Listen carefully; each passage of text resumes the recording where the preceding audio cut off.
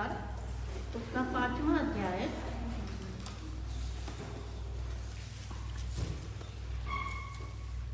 और उसकी पहली आयत से यहाँ पे यीशु मसीह अपने वचन को लोगों के बीच में बांट रहे थे। और वहाँ पे अगर आप उसकी हेडिंग पढ़िए तो लिखा है यीशु का पहाड़ी उपदेश। इस तरह से हम लोग इस पहाड़ी सुंदर जगह पर आए हैं, तो प्रभु ने मुझे अगुवाई दी कि आज इसी वचन से आप बातचीत कीजिए और मैं आपकी सहायता करूँगी। यहाँ पे लिखा है वह उस भीड़ को देखकर पहाड़ पर चढ़ गया और जब बैठ गया तो उसके चेले उसके पास आए और वो अपना मुंह खोलकर उन्हें उपदेश देने लगा। धन्य है वे जो मन के दीन हैं, क्योंकि स्वर्ग का राज उन्हीं का है। धन्य है वे जो शोक करते हैं, क्योंकि शांति पाएंगे। धन्य है वे जो नर्म हैं, क्योंकि वो पृथ्वी के अधिकारी होंगे।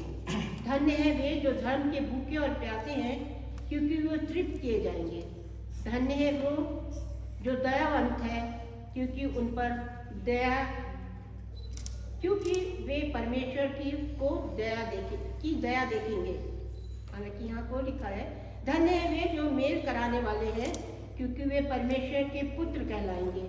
धन्य है वे जो धर्म के कारण सताए जाते हैं, क्योंकि स्वर्ग का राज उन्हीं का है। धन्य हो तुम जब मनुष्य मेरे कारण तुम्हारी निंदा करे और सताए और झूठ बोल बोल कर तुम्हारे विरोध में सब प्रकार की बुरी बातें कहे। तब लिखा है कि आनंदित और मग्न होना, क्योंकि तुम्हारे लिए स्वर्ग में बड़ा फल है। इसलिए कि उन भविष्यवक्ताओं को जो तुमसे पहले आए थे इसी रीति से सताया गया। कि परमेश्वर का वचन जो है वो हमसे आज बातचीत कर रहा है, लेकिन मैं आपको बताऊं कि ये वचन बहुत ज़्यादा हमारे आपके जीवन के लिए बहुत ही ज़्यादा इम्पोर्टेंट रखता है। तो मैं क्योंकि समय कम है, इसलिए मैं आप लोगों के सामने केवल 3 वचनों से बातचीत करूंगी। पहला वचन जो है, हम देखते हैं कि प्रभु यीशु मसीह अपने चेलों के साथ पहाड़ी क्षेत्र में गए और सारी रात प्रार्थना करते रहे। और बाद में वो फिर चेलों के पास आए, बीमारों को चंगा किया और तब वो वचन दिया जो समस्त संसार में है। आज ये वचन जो है वो समस्त संसार में एक नियम के अनुसार है, अर्थात constitution for the kingdom of God. ये परमेश्वर के राज का संविधान है। जो ये पहाड़ी उपदेश लिखा गया है, ये परमेश्वर के राज का एक संविधान है, एक नियम है। जैसे कि हमारे देश में भी बहुत सारे या पूरे संसार में नियम है, वैसे ही परमेश्वर ने हमको ये एक नियम दिया है कि हमें अपने संसारिक जीवन में अपने आप को लोगों के बीच में ले जाके कैसे रखना है। प्रभु यीशु मसीह ने इस उपदेश के द्वारा यह दर्शाया कि धन्यवादी जीवन का अर्थ क्या है। हम किस प्रकार से धन्यवाद दे सकते हैं, उसका अर्थ क्या है। क्या धन्यवाद देना हमारे जीवन के लिए ज़रूरी है? तो हम अवश्य यहाँ बैठे जितने लोग हैं वो सब कुछ, क्योंकि हमारा समाज जो है वो धन्यवाद देने के लिए जाना जाता है। हम हर बात में परमेश्वर का ही धन्यवाद देते हैं, क्योंकि उसी ने सारी पृथ्वी की रचना करी, उसके द्वारा हर इंसान हर वस्तु बनाई गई, इसलिए ये धन्यवादी का वचन है। उस समय के लोग अर्थात यहूदी लोगों के लिए आशीष का अर्थ क्या? सिर्फ लंबी आयु, दौलत, एक बड़ा परिवार, अन्न से भरे खत्ते और दुश्मन को हराने की एक नीति होती थी। ये लेकिन हम देखते हैं कि आज के समय भी यही नीति है। अगर हम संसार की बातें करें तो यही नीति अभी तक चलती आ रही है, लेकिन उस समय के लोग भी इसी नीति के अनुसार अपने जीवन को बिताते थे। यदि कोई निकाल ले नीति वचन 3 उसका पहला 7 पद नीति वचन, क्या जया आप हमारे लिए पढ़ सकती हैं? 3 का। नीति वचन 3, 1 से 7 तक। हे मेरे पुत्र, मेरी शिक्षा को ना भूलना, अपने हृदय में मेरी आज्ञाओं को रखे रहना, क्योंकि ऐसा करने से तेरी आयु बढ़ेगी और तू अधिक कुशल से रहेगा। कृपा और सच्चाई तुझसे अलग ना होने पाए, वरन उनको अपने गले का हार बनाना और अपनी हृदय रूपी पट्टियों पर लिखना, तो तू परमेश्वर और मनुष्य दोनों का अनुग्रह पाएगा। तू अति बुद्धिमान होगा। तू अपनी समझ का सहारा ना लेना, वरन संपूर्ण मन से यहोवा पर भरोसा रखना, उसी को स्मरण करके सब काम करना, तब वह तेरे लिए सीधा मार्ग निकालेगा। अपनी दृष्टि में बुद्धिमान न होना, यहोवा का भय मानना और बुराई से अलग रहना। ये भी धन्यवाद का वचन है जो अभी पास के सामने पढ़ा, ये सारा धन्यवादों का वचन है। लेकिन आज मैंने जो ये मत्ती की इसमें से लिया है, वो पहला वचन जो 3 अध्याय में, धन्य है वे जो मन के दीन है, क्योंकि वो स्वर्ग का राज उन्हीं का है। जैसे कि अभी पास्टर साहब ने पढ़ा, उसका भी यही सारांश निकलता है कि धन्य है वे जो मन के दीन है, वो स्वर्ग का राज उन्हीं का है। आगे हम देखते हैं कि मन के दीन का क्या अर्थ है। कोई, क्योंकि वो स्वर्ग के अधिकारी होंगे, मन के दीन का क्या अर्थ है। हमारे मन में कई तरह से विचार आते हैं कि मन के दीन का अर्थ क्या है।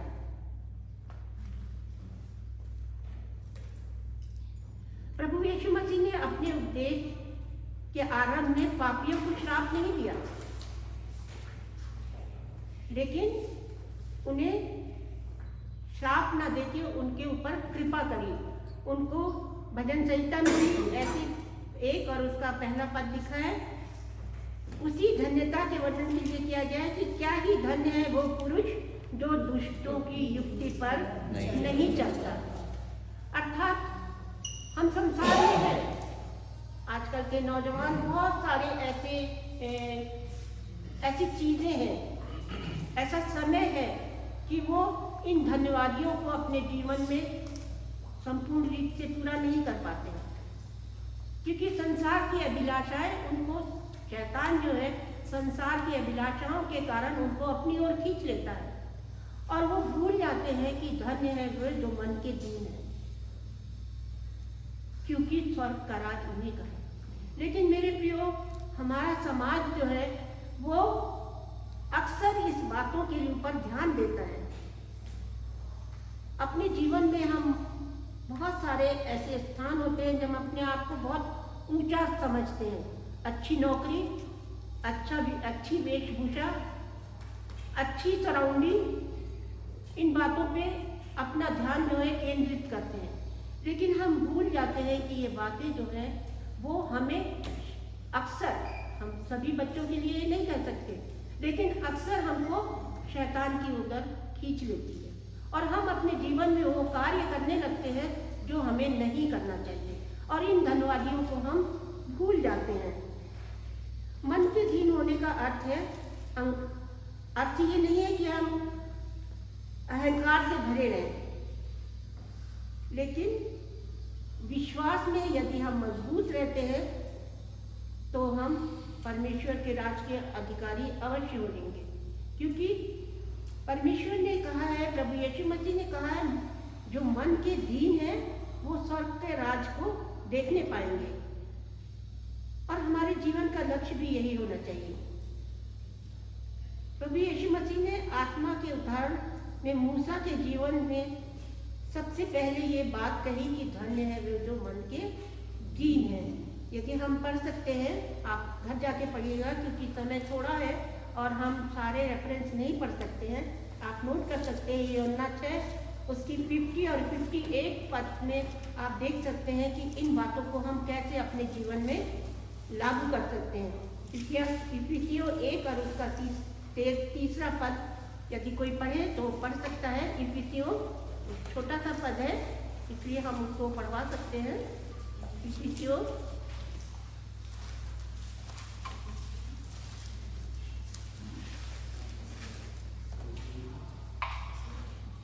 इफिसियों का इफिसियों 101 और उसका तीसरा पद। हमारे प्रभु यीशु मसीह के परमेश्वर और पिता का धन्यवाद हो कि उसने हमें मसीह में स्वर्गीय स्थानों में सब प्रकार की आत्मिक आशीषें दी हैं।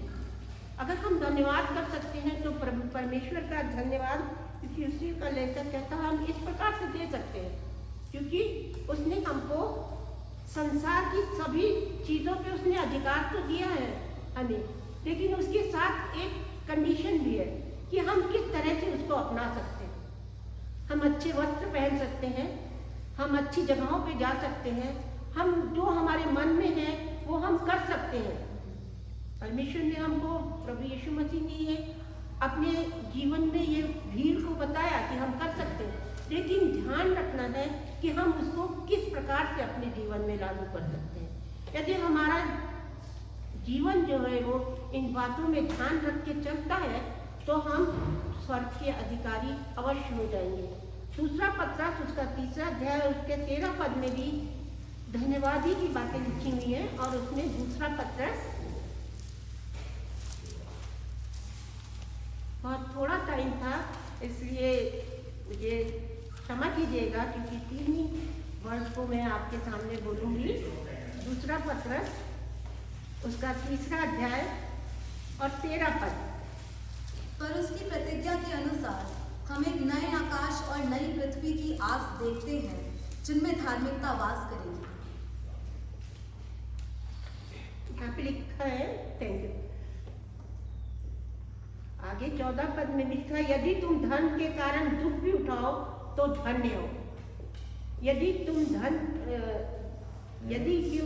धन के कारण दुख भी उठाओ तो धन्य हो, पर लोगों के डरने से मत डरो और ना घबराओ। परमेश्वर का वचन हमसे कहता है कि यदि हम परमेश्वर के नजदीक है, प्रभु यीशु मसीह की इन आज्ञाओं को जो उसने हमको ये पहाड़ी उद्देश्य में दिया है, यदि हम उन आज्ञाओं को माने और उस पर चलने की कोशिश करें तो हम चल सकते हैं। हम किसी के बहकावे में नहीं आ सकते यदि हमारा जीवन जो है इन धन्यवादियों के अनुरूप है। और हमारा जीवन जब इन धन्यवादियों के समान होता है तो हम अपने आप को परमेश्वर के नज़दीक में पाने की इच्छा भी करते हैं। आगे हम देखते हैं, धन्य वे जो धन के भूखे और प्यासे हैं, क्योंकि वो तृप्त किए जाएंगे। अब यहाँ पे एक प्रश्न है कि धन्य वो कौन लोग हैं? क्या आप? हाँ, हम और आप धन्य हैं, क्योंकि ये परमेश्वर का वचन जो है वो हमारे जीवन में कार्य करता है। यदि हम इन धन्यवादियों को अपने जीवन में लागू करते हैं तो हम हर परिस्थिति में, हर जगह, चाहे हम इस संसार की, इस भारतवर्ष के किसी भी कोने में हो, तब भी हम परमेश्वर की उन आशीषों को अपने साथ रख के और उन पे विचार कर सकते हैं, उनके साथ साथ अपने आप को आगे बढ़ा सकते हैं। लेकिन उसके साथ एक कंडीशन है कि हमें परमेश्वर के अधीन रहना है और उसी के अनुसार अपने जीवन को व्यतीत करना है। और जब हम ऐसा करते हैं तो हम हर परिस्थितियों से लड़ सकते हैं, हर जगह हम जा सकते हैं और परमेश्वर के इस प्रेम को हम लोगों के बीच में बांट सकते हैं। हमारे जीवन में आजकल यदि हम अपने परिवार में ही देखें, अपने परिवार के नौजवान बच्चों को या स्वयं अपने आप को भी, तो हम एक तनाव में रहते हैं। हम एक बहुत तनाव में रहते हैं कि आज ये हुआ तो कल मेरा क्या होगा। आज मैंने ये निर्णय लिया, लेकिन कल अगर हमको कुछ और मिल गया तो हम क्या करेंगे। ये तनाव हर समय हमारे जीवन में रहता है। और ख़ास तौर से यहाँ पे बहुत सारे नौजवान बच्चे बैठे हुए हैं और उनके अंदर ये तनाव हर समय बरकरार रहता है। लेकिन मेरे बच्चों, अगर आपके पास परमेश्वर का ये वचन है, ये पहाड़ी उपदेश है जो हमारे जीवन के लिए दिया गया है, यदि ये हमारे साथ रहेगा तो निश्चय जानिए आप हर उस पहाड़ को अपने सामने से हटा सकते हैं। लेकिन शर्त ये है कि हम परमेश्वर के नज़दीक रहें, परमेश्वर के वचनों को अपने जीवन से कंपेयर करें। कि क्या सचमुच में हम परमेश्वर के वचन के अनुसार अपने आप को तैयार कर रहे हैं, या केवल इस संसार में रहते हुए उन हर एक उस अच्छी वस्तु, हर एक उस जगह को, जैसे अभी हम इस सुंदर वादियों को देख रहे हैं, ये परमेश्वर की बनाई हुई वो सृष्टि है। जब हम बाहर निकले, जब कल बच्चे जो बाहर गए थे घूमने, वो रात में आए, तो मेरे साथ मेरा एक बेटा रहता है, पोता रहता है, मेरे कमरे में शेयर करता है। उसने बताया कि बहुत अच्छी जगह थी, लेकिन बहुत ऊंची पे थी। चढ़ते चढ़ते हम थक गए, लेकिन हमको इतनी थकान का एहसास नहीं हुआ और हम बहुत आनंदित हुए उस जगह को देख के। ये परमेश्वर की सृष्टि है। हम धन्यवाद करते हैं अपने चर्च के सेक्रेटरी और डीकन्स का कि वो हमको इतनी सुंदर वादी में लेके आए, इतनी अच्छी जगह में लेके आए, जहाँ परमेश्वर का हर एक वचन हमारे जीवन से बातचीत कर रहा है कि सचमुच में ये जगह कितनी ब्लेस है, ये किस तरह से परमेश्वर ने इसको ब्लेस करा। आप देखिए यहाँ पे जितने ये लगे हुए हैं पेंटिंग, ये पोस्टर्स, सब में परमेश्वर की एक अद्भुत सृष्टि की रचना है। हर जगह हम उसको देख के कह सकते हैं कि प्रभु आपका ये समय जो आपने हमको दिया, ये अद्भुत है। इस अद्भुत जगह को हम अपने जीवन में महसूस कर रहे हैं कि ये जगह कितनी सुंदर है। हर तरफ हरियाली है, हर तरफ हम देखते हैं कि लोग जो है वो किस तरह से अपने जीवन को व्यतीत कर रहे हैं। हम देखते हैं कि जब हमने यहाँ के किचन में गए तो हमने देखा वहाँ के जो वर्कर हैं, जो हमारे लिए भोजन तैयार कर रहे हैं, जो हमारे लिए सब कुछ तैयार कर रहे हैं, वो भी कितने आनंद से कर रहे हैं। उनके ऊपर कोई भी प्रेशर नहीं है। जब मैं उस जगह से गुजर रही थी तो उनका दरवाज़ा खुला हुआ था और मैंने उनको टाइम विश करा और वो बहुत ही ब्लेस तरह से हमसे मिले। उन्होंने बहुत अच्छी हमें रिस्पांस दी। तो हम देखते हैं कि परमेश्वर के वचन के साथ साथ जब हम चलते हैं तो हमें उन सभी जगहों का अनुभव हो जाता है और मेरा विश्वास है कि यहाँ पे आके आपको वो अनुभव मिल रहा है कि ये परमेश्वर का वचन जो है वो हमसे बातचीत करता है।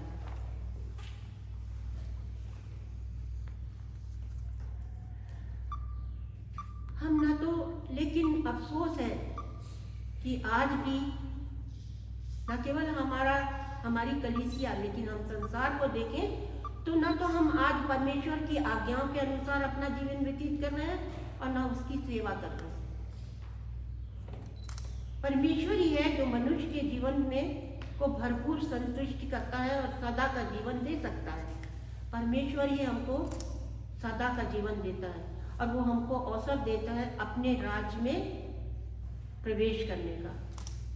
और जब हम उसके राज में प्रवेश करेंगे, कल मेरे से बातचीत हो रही थी और मैं, जो लोग मेरे साथ थे, मैंने उनको एक मजाकिया अंदाज में कहा कि आप लोग आज बहुत मेरी बातों पे बहुत हंस रहे हैं, बहुत इंजॉय कर रहे हैं, लेकिन क्या जब मैं इस संसार से चली जाऊंगी तो क्या आप लोग मुझे याद करेंगे?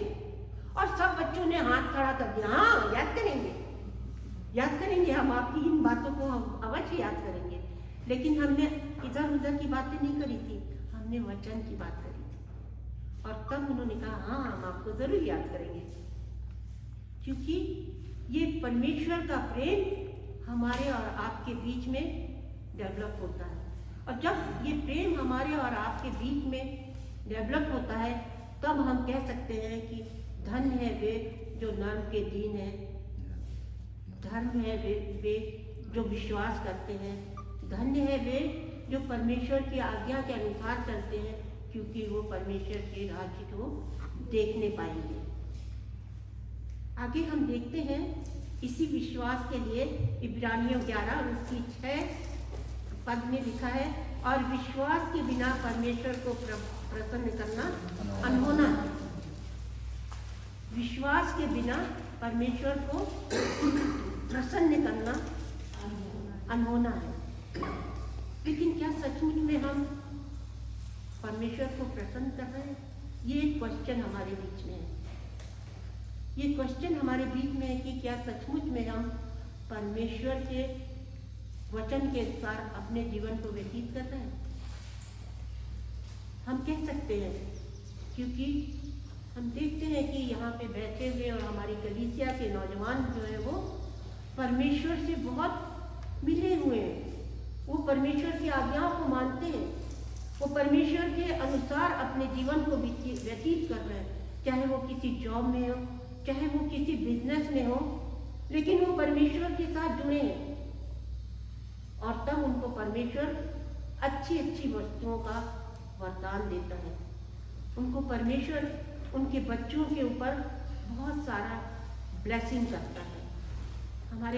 हमारे कलीसिया के बच्चे जो आप लोग बैठे हैं, हम कह सकते हैं, विश्वास के साथ कह सकते हैं कि आप लोग परमेश्वर के ब्लेस हैं, क्योंकि आपने संसार में रहते हुए भी संसार के अदृश्य नहीं बन रहे हैं। आप परमेश्वर के साथ, हाँ, समय की मजबूरी होती है, हमारा जॉब होता है, हमारा और काम होता है, शायद हम रेगुलर चर्च पे नहीं आते हैं, शायद हम रेगुलर प्रेयर मीटिंग्स में नहीं जाते हैं, लेकिन मैं विश्वास के साथ कह सकती हूँ ये परमेश्वर का वचन जो है वो आपके साथ साथ कार्य करता है और आपको किसी भी प्रकार की कोई हानि नहीं पहुँचाता है। सो परमेश्वर के वचन में अगर आप रहते हैं तो आप परमेश्वर की उन आशीषों को भी पाते हैं जो आपको परमेश्वर की ओर से मिलती है। जो बच्चे मैरिड हैं वो अपना परिवार चलाते हैं, वो अपनी कमाई का अंश जो है वो चर्च में देते हैं।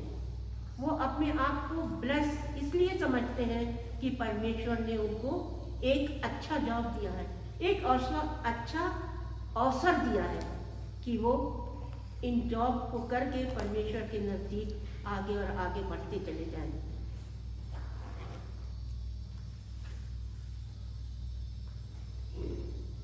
क्योंकि प्रभु यीशु मसीह आज भी हमसे बातचीत करता है। प्रभु कहता है, यदि तुम्हारी, वचन में लिखा है, यदि तुम्हारी धार्मिकता शास्त्रियों और फरीसियों की धार्मिकता से बढ़कर न हो तो तुम स्वर्ग के राज में कभी प्रवेश न करने पाओगे। ये वचन जो है वो हमको अवश्य कभी न कभी विचलित करता है कि क्या हमारा जीवन जो हम कार्य कर रहे हैं, क्या सचमुच में हम परमेश्वर के अधीन हैं? क्या सचमुच में हमको परमेश्वर की इस ब्लेसिंग को हमारे जीवन में पूरी होगी? क्या सचमुच में हमारे जो परिवार जो है वो परमेश्वर के नज़दीक है और हम स्वर्ग के राज में प्रवेश करने पाएंगे कि नहीं? ये प्रश्न जो है वो हमेशा हमारे दिमाग में रहता है, हमेशा हमसे बातचीत करता है। लेकिन मेरे प्रियो, यदि तुम परमेश्वर के नज़दीक रहना चाहते हो तो वचन की इन अद्भुत बातों को अपने जीवन में लागू करो, क्योंकि समय कम है और फिर कभी मुझको मौका मिलेगा तो मैं अन्य धन्यवादियों के विषय में आपसे ज़रूर बातचीत करूँगी। लेकिन आज के लिए इतना ही वचन आपके लिए काफ़ी है। परमेश्वर आपको बहुतायत से आशीष दे और आपको उन बातों को करने की प्रेरणा दे, उन बातों में रहने की प्रेरणा दे, उन बातों के साथ साथ चलने की प्रेरणा दे। आप संसार में हैं, आप यंग हैं, आप हर कुछ कर सकते हैं, बहुत कुछ आप चर्च के लिए करते हैं। मैं धन्यवाद करती हूँ और बताना चाहती हूँ अपने पास्टर को कि हमारे जो चर्च के नौजवान हैं